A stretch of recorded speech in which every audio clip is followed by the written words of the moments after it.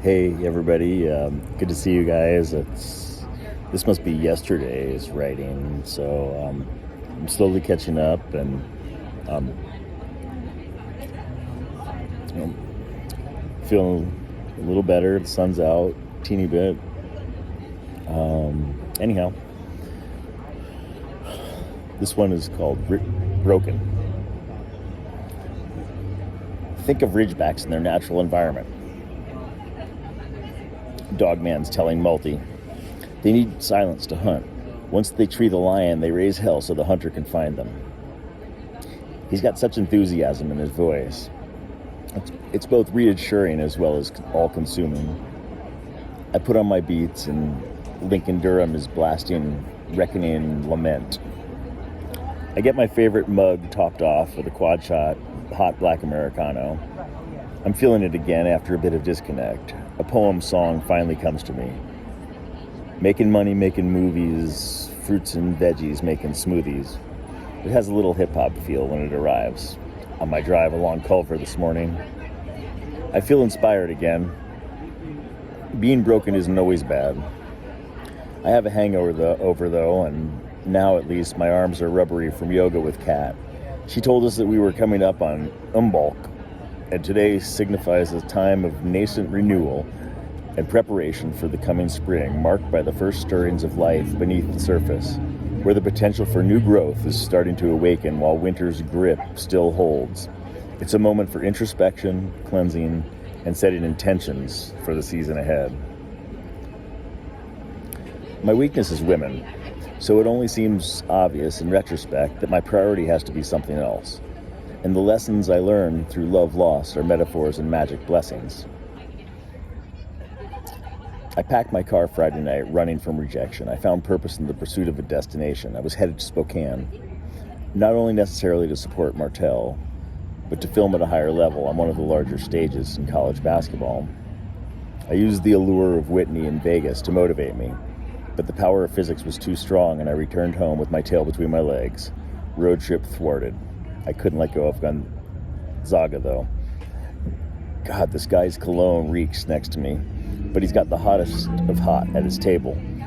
A golden just got done pawing the counter as Man Bun tosses it a treat. Speaking of canines, the yin yoga teacher brought her mutt to class on Friday, and I had to listen to its claws crawl around while it sniffed mats until it settled in on someone else's blanket. However, in the moment of reprieve from dog inundation, there were no pets allowed at the farmer's market. Apparently, it's the law that pets can't be within 20 feet of food preparation and are only allowed on outdoor patios, areas of grocery stores, restaurants, and cafes. And they can sit in the chairs. They can't sit in the chairs. At the farmer's market, however, a couple did join my table with their little puppy in a Costco bag, and then they let it run free under the table. Instead of driving 20 hours, I discovered that I had enough accumulated miles to get a ticket for $25. I was so excited. I didn't want to tell my dad, hoping he'd see me on the sidelines when he was pretending to cheer for Martel's team. They're old-time Gonzaga fans, and I can't imagine him cheering for his team over their team. But, it is his grandson. Anyhow, but I did want to share my news with Martel, so I called him to see if he had dinner plans. I do, he says. Good for you, I say. Anything exciting? No, what do you mean by exciting? The woman, how do you know her? Oh, we've hung out before. It's Marianne. I recognize the name. Let's hang out another time, he says. I'm not going to Gonzaga. What? How come? There's not enough room because they're bringing some extra administrators. That's messed up, I tell him. I'm livid, but I try not to lose my shit. So many emotions. Forgetting to make it about him. Fuck. I just used my miles to get a ticket for almost free. He's like, I just got a burrito for free on my credit. Nice. We're getting our comeuppance, I tell him.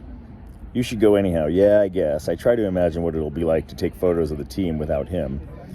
Mostly it'll still be the same, except I'll just be missing his presence. Is Jay staying home too, I ask? Yeah. What about the managers? No, they need them.